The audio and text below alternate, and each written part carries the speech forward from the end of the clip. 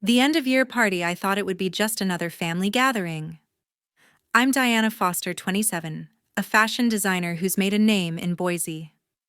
That night at my parents' end-of-year party, my mother handed me an empty gift box while my younger brother got a shiny new car. Her words cut deep. "That's all you're worth." The room laughed my brother loudest. I locked eyes with her, my voice steady. "I hope you're ready for what you're about to lose." Silence fell. That night, I froze. Their accounts canceled their support and walked away. They thought it was a glitch begging me to fix it by morning. But I was done being invisible. What pushed me to this? Stick around to find out. If you're hooked on family betrayals, hit subscribe for more jaw-dropping truths revealed. My world revolves around fabric and thread crafting dresses that dazzle on red carpets and at Boise's biggest charity galas. My design's sharp lines, bold colors, timeless elegance have caught the eye of editors landing features in local and national magazines. I've built a reputation in Boise's creative scene, pouring late nights into my studio pinning patterns and racing against deadlines. My latest collection, a series of evening gowns for a high-profile gala, kept me up for weeks, stitching details by hand until my fingers ached. When those gowns lit up the runway, the crowd's reaction fueled me, but my parents didn't even ask about it. That collection wasn't just work. It was my rebellion against being unseen. Clients trust my vision, and that trust has turned my passion into a thriving career. But at home, my light dims. My parents barely notice my work, their attention fixed elsewhere, while I've poured significant financial support into their lives to keep them comfortable. For years, I've been the one holding things together, writing checks to ease their burdens. They never ask how I manage, never question the cost to me. Instead, their world orbits my younger brother. At 24, he's a salesman, all charm and little substance. His minor deals, closing a car sale or sweet-talking a client, are hailed as victories. My parents frame his every step as proof of a brilliant future, while my awards, my collections, my features in fashion journals are met with fleeting glances. It's been this way since childhood. His stories always trumped mine. I remember being 16, proudly showing my parents a dress I'd sewn for a school showcase. I'd worked weeks on it, perfecting every seam. My mother glanced over, murmured cute, then asked my brother about his soccer game. The dismissal stung, but I swallowed it. At 18, I designed costumes for a school play, staying up nights to finish. I showed my father, hoping for a spark of pride. He nodded, then turned to my brother to praise his latest game. At 20, I won a local design contest, my first real recognition. I rushed home, heart racing, only to find my parents planning a celebration for my brother's new job. They didn't even look at the article about my win. At 22, I landed my first paid commission, a wedding dress for a client. I told my mother, expecting excitement. She shrugged, then asked about my brother's new car. Those moments piled up, each one a reminder that my place was secondary. The weight of their favoritism grew heavier with every dollar I spent to keep them afloat. They leaned on me without gratitude, as if my role was to serve while my brother shone. My grandmother sees it all. In her late 60s, she's a pillar of quiet strength, living just a few miles away in a small house filled with memories. She's been my refuge since I was a kid. Over tea in her living room, she listens as I unravel the unfairness. "You're carrying too much," she says, her voice steady but warm. "They don't see your worth, but I do."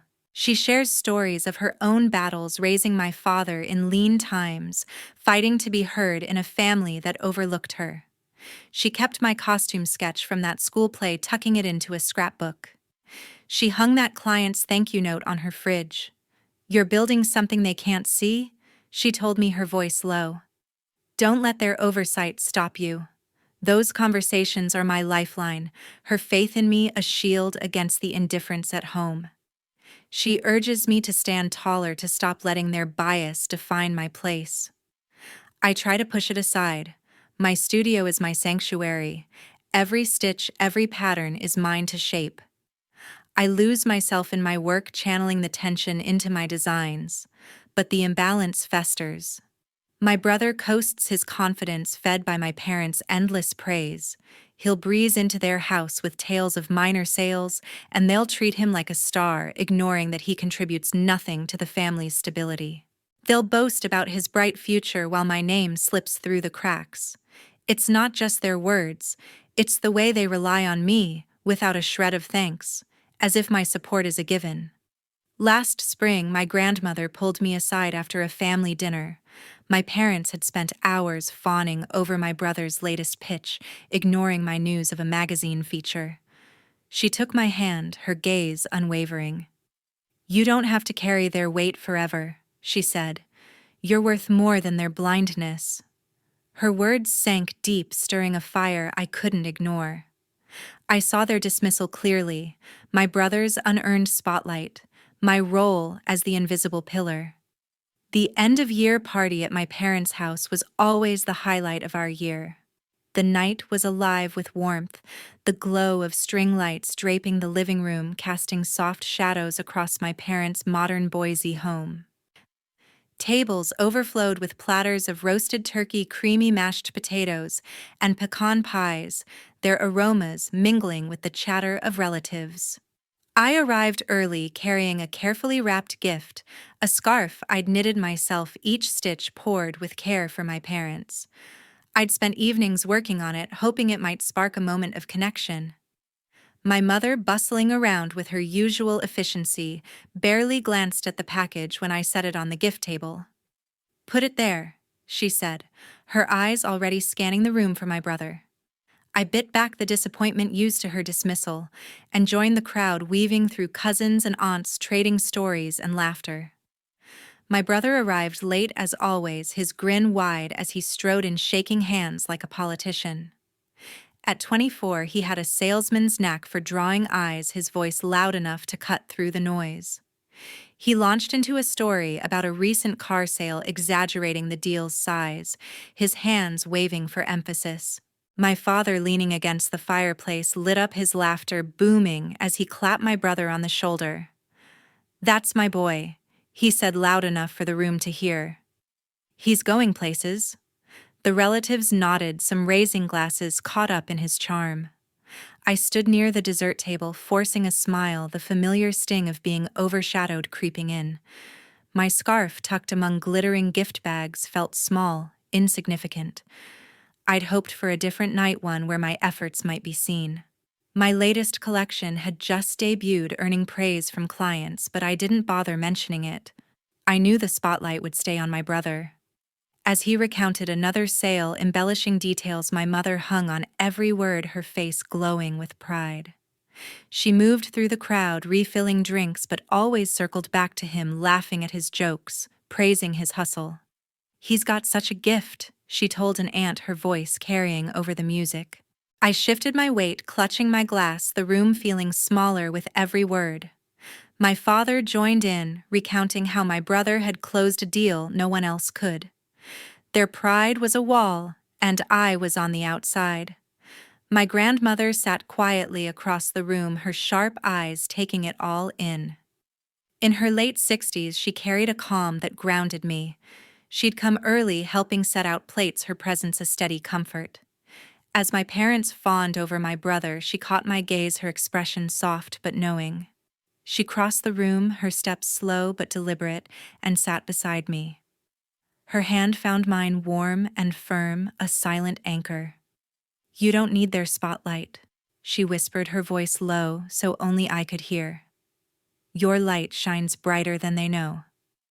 I squeezed her hand, grateful for her words, though the ache in my chest lingered. She stayed close, her presence a reminder to hold my head high, even as my parents' attention stayed fixed elsewhere. The evening wore on, the crowd growing louder, the air thick with celebration. My brother held court, retelling the same sale story to a new group, his voice rising over the clink of glasses. My mother beamed, handing him a plate piled high with food, while my father toasted his future star. I busied myself straightening napkins, trying to focus on the chatter around me, but their praise grated each word a reminder of my place in their hierarchy.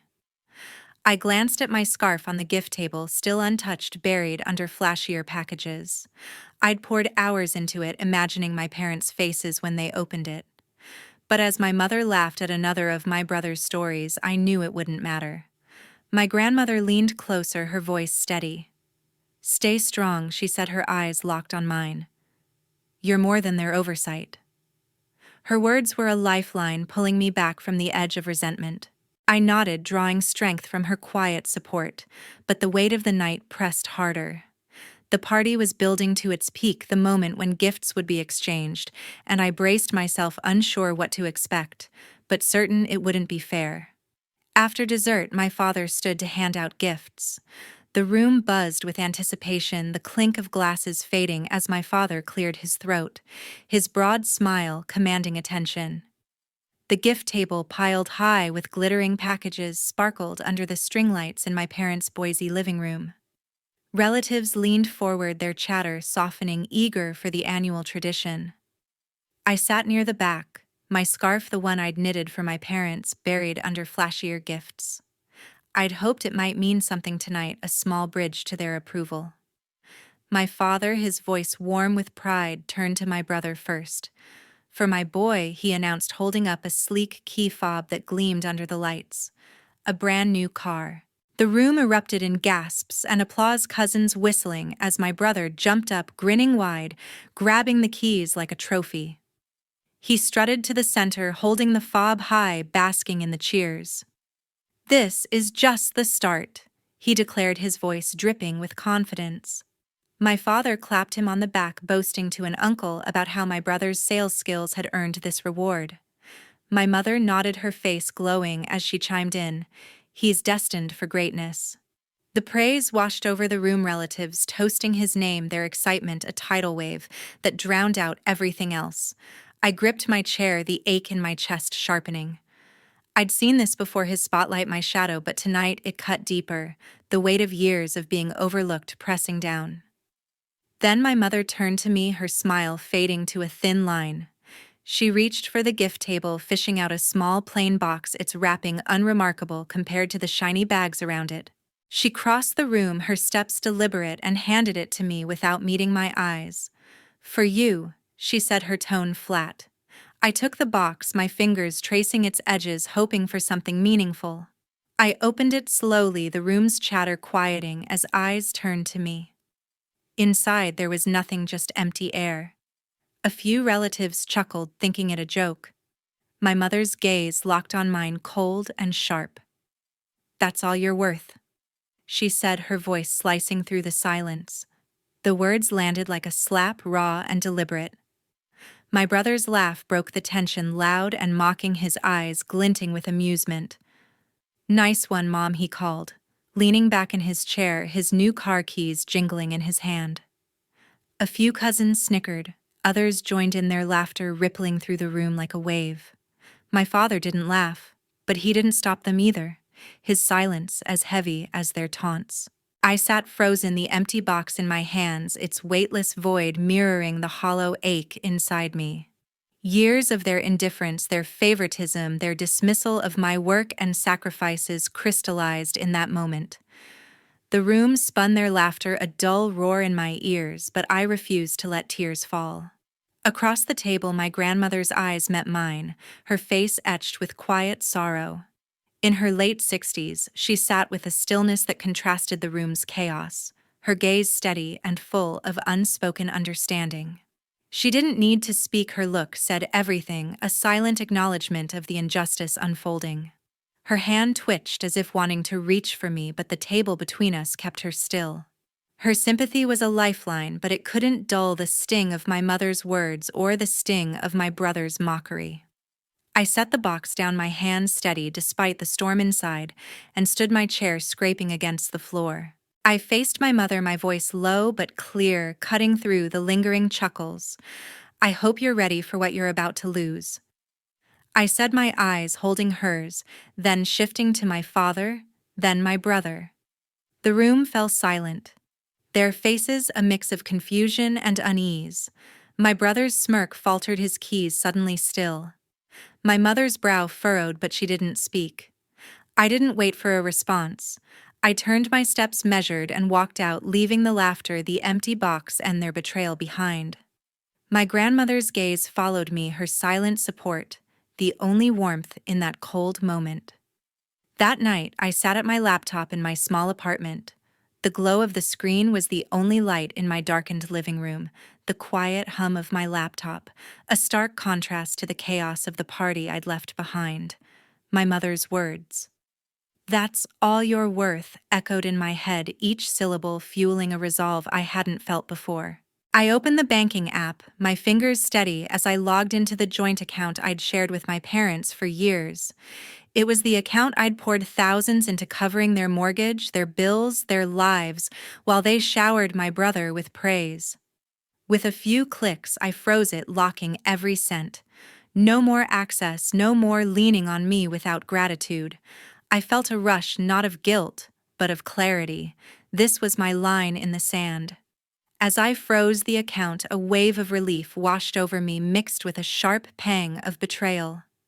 I'd spent years balancing my career with their demands, my bank account drained, to keep their lives seamless.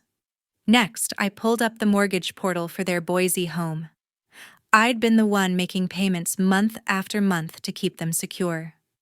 Canceling the automatic transfers felt like cutting a chain. I could almost hear the silence of their house without my support. I confirmed the change, my heart pounding. Then came their health insurance, another expense I'd quietly shouldered. I logged into the provider's site, my cursor hovering over the cancellation button. It wasn't just about money, it was about breaking free from their expectations. I clicked, severing the policy. Finally, I accessed the accounts for their utilities: electricity, water, internet. I'd paid those too, keeping their house running while they ignored my sacrifices. Hui Tianich Jian Nuok Internet wasn't just logistics. It was me reclaiming my voice. One by one, I canceled them, each action a reclaiming of my worth. By the time I finished, my hands were shaking, but I felt lighter, unburdened for the first time in years. My phone buzzed, snapping me out of my focus. It was my best friend Denise, her voice sharp with urgency when I answered. "Diana, you need to know something," she said, her tone low, as if sharing a secret. She'd been digging into the family's finances, helping me track expenses I'd covered. "Your brother's been siphoning money from the joint account. I found transactions: $10,000 on a fancy watch, $5,000 on a designer jacket, even a $3,000 deposit for that car he got tonight. He's been using your money to play the big shot." My stomach twisted, not from surprise, but from the confirmation of what I'd suspected. My brother's charm, his flashy lifestyle. It wasn't built on his sales skills, but on my sacrifices. Denise sent me screenshots, proof of his withdrawals, each one a betrayal stacked atop my mother's cruel words. I was still processing when my phone rang again. My grandmother's name lit up the screen, her voice warm but firm. "You did what you had to," she said, no hesitation in her tone. "You deserve respect, Diana, not their disregard." She'd heard about the party, about the empty box, and her support now was unwavering. "You've carried them long enough," she added, her voice fierce with pride. "They'll learn to value you. Stand tall like I know you can." Her words were a balm, anchoring my resolve. I thanked her, my voice thick, promising to keep her updated. Her call was a reminder that I wasn't alone, even if my parents and brother had made me feel that way. I turned back to my laptop, pulling up every record of my contributions, bank statements, payment confirmations, utility bills. I organized them meticulously, saving screenshots of every transaction I'd made for my parents over the years. There were hundreds of thousands of dollars in transfers, each one proof of how much I'd carried them. I backed up Denise's screenshots too, the ones showing my brother's theft, each purchase a stab at my trust. I saved everything to a secure folder, my hands steady now, knowing these records would matter if they tried to challenge me. I was ready for their reaction, my heart set on standing my ground. As I closed my laptop, the weight of the night settled over me, but it wasn't defeat. It was power the kind that comes from knowing you've taken back what's yours. My mother's words had cut deep, my brother's laughter deeper, but I was done being their afterthought. Denise's discovery and my grandmother's support had solidified my choice. I'd given them everything, and they'd thrown it back in my face. Now they'd face the consequences of their actions just as I'd face the pain of their indifference. The next morning, my phone lit up with a call from my mother. The screen flashed her name, the ringtone sharp in the quiet of my apartment. I let it go to voicemail, my stomach tight with the memory of last night's empty box. Her voice frantic spilled through the speaker.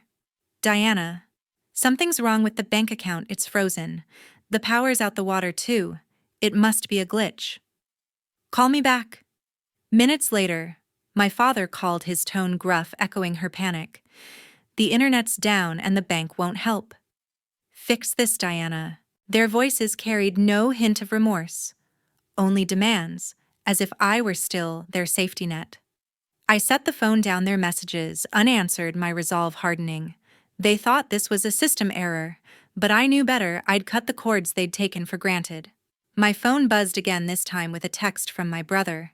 "You're so selfish," it read, his words dripping with venom. "Fix the account, or you'll regret it." His accusation stung, but it didn't sway me. I could picture him clutching his new car keys, blaming me for the consequences of his own greed. I'd seen the proof, his lavish purchases funded by my sacrifices, and his words only fueled my determination. I didn't respond, letting his message sit unread, a small act of defiance. Their calls and texts piled up, each one a reminder of their entitlement, their refusal to see me as anything more than a resource to exploit. I needed air clarity, something to anchor me. I drove to my grandmother's house, a modest bungalow a few miles away, its familiar warmth, a stark contrast to the coldness of my parents' home. She was waiting at the door, her eyes sharp but kind, as if she'd sensed I was coming. We settled in her cozy living room, the scent of chamomile tea filling the air. I told her everything, their panicked calls, my brother's cruel text, the weight of their obliviousness. She listened, her hands folded, her face a mix of sorrow and strength. "You've done nothing wrong," she said, her voice steady, cutting through my doubt. "They're reaping what they sowed." "Stay firm, Diana." Her words grounded me, a reminder of the strength she'd always seen in me. She poured tea, her movements calm, and shared a story from her youth, how she'd once stood up to a family that tried to diminish her, refusing to bend. "You're not here to carry their mistakes," she said, her gaze unwavering. "You've given enough. Let them face the truth." Her support was a shield, protecting me from the guilt their calls tried to stir.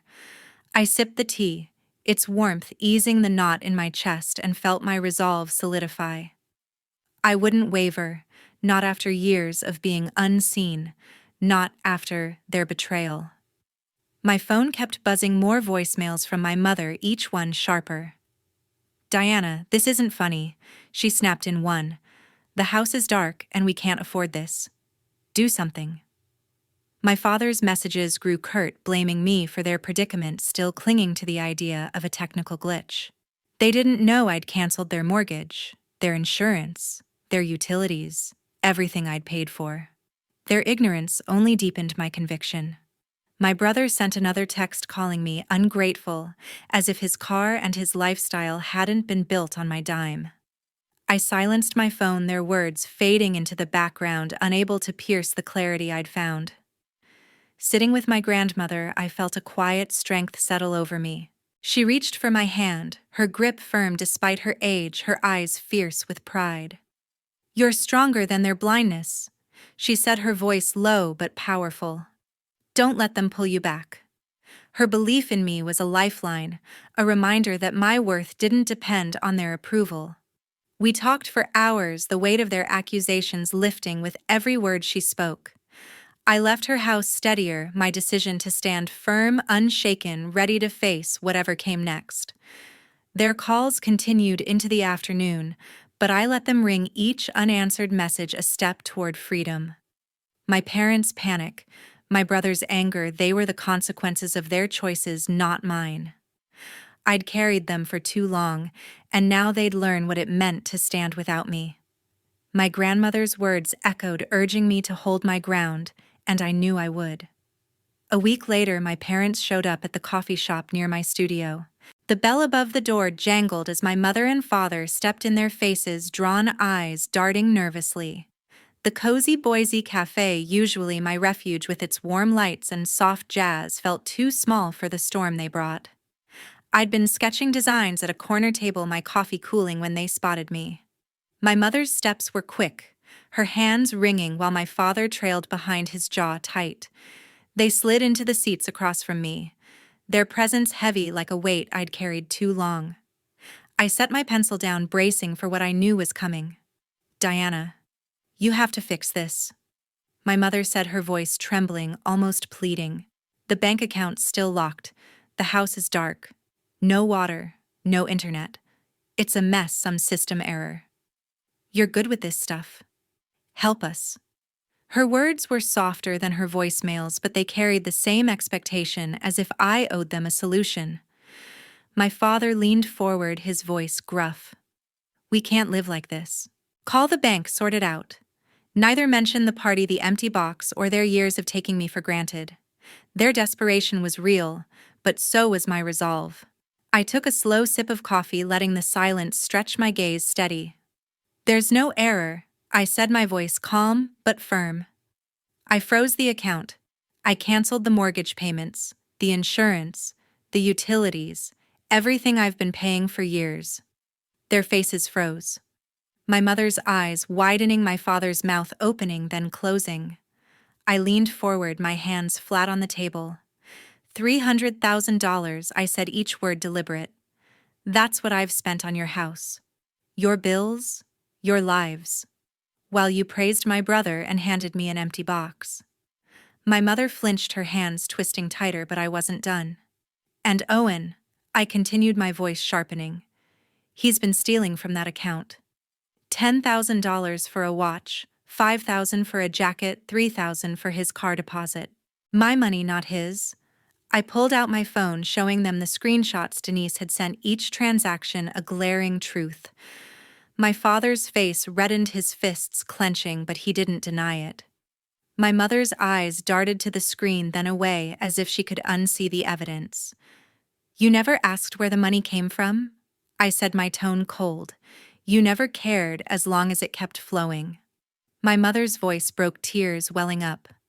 "Diana, how could you do this to us? We're your family." Her sobs were loud, drawing glances from nearby tables, but I didn't waver. "Family."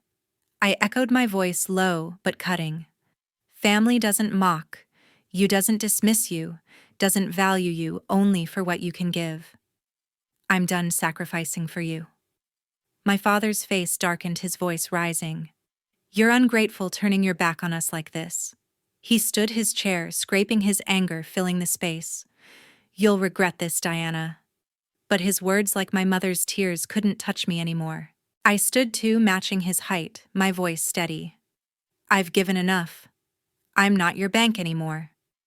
I held their gazes, unflinching, the weight of years of their indifference falling away.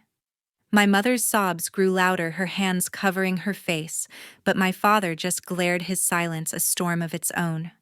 They turned to leave, my mother leaning on him, her cries trailing behind them as the door swung shut. I sat back down, my coffee cold now, but my heart steady. Their pleas, their anger, their refusal to acknowledge their wrongs only confirmed I'd made the right choice.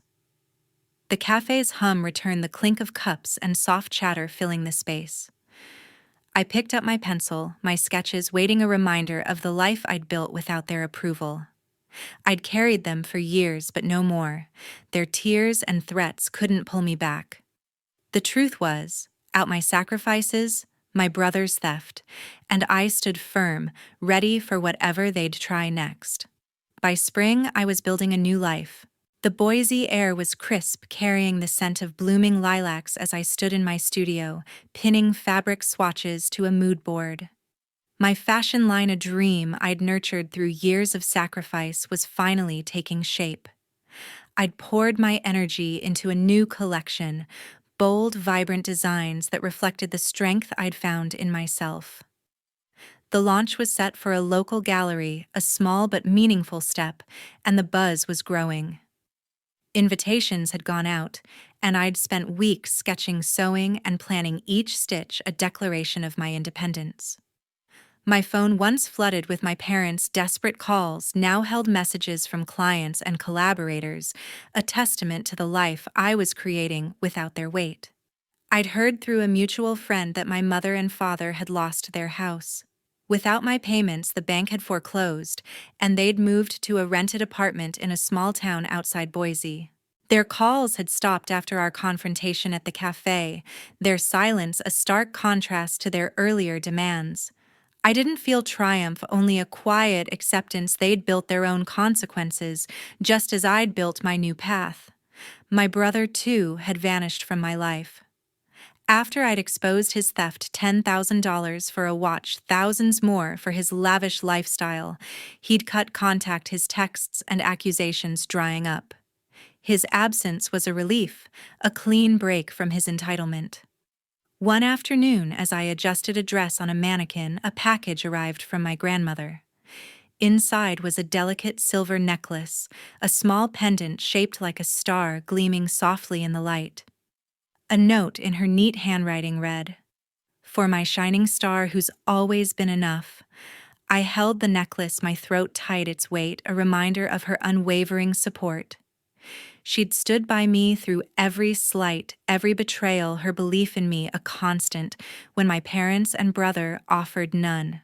I clasped it around my neck, the cool metal settling against my skin, a symbol of the strength she'd always seen in me. I visited her the next day, her bungalow warm with the scent of fresh bread. We sat on her porch, the spring sun filtering through the trees, and I told her about the collection, the gallery event, the excitement building. She smiled, her eyes bright with pride. "You're doing what you were meant to," she said, her voice steady. "Not for them, but for you." Her words echoed the lesson I'd learned through all this, the importance of valuing myself, of refusing to pour my heart into those who'd never see my worth. I hugged her, the necklace glinting, a quiet promise to carry that lesson forward. The gallery launch was a whirlwind. Models walked in my designs, their confidence mirroring my own, the room filled with applause and flashing cameras. Friends, colleagues, and strangers mingled their praise, genuine, a stark contrast to the mockery I'd faced at that family party. I stood at the center, no longer in anyone's shadow, my work speaking for itself. The necklace rested against my collarbone, a reminder of my grandmother's faith, of the life I'd reclaimed. I'd spent years giving everything to a family that gave nothing back, but now I was free, building a future on my terms. Looking back, I saw the truth clearly. My parents' dismissal, my brother's greed, the empty box they'd shown me who they were, and I'd chosen to stop begging for their approval. I'd carried them for too long, pouring $300,000 into their lives, only to be met with scorn. But that pain had taught me to stand tall, to value myself when they wouldn't. Self-respect wasn't just a choice. It was a necessity, a shield against those who'd take without giving. I'd learned not to sacrifice for the ungrateful, to save my energy for those like my grandmother who saw me for who I was. As I locked up the studio that night, the city lights glowing outside, I felt a peace I hadn't known before. My collection was just the beginning, a foundation for a life built on my own strength. My family's choices had led them to their small apartment, their silence, their consequences. Mine had led me here, to a future I'd fought for, wearing a star that reminded me I was enough.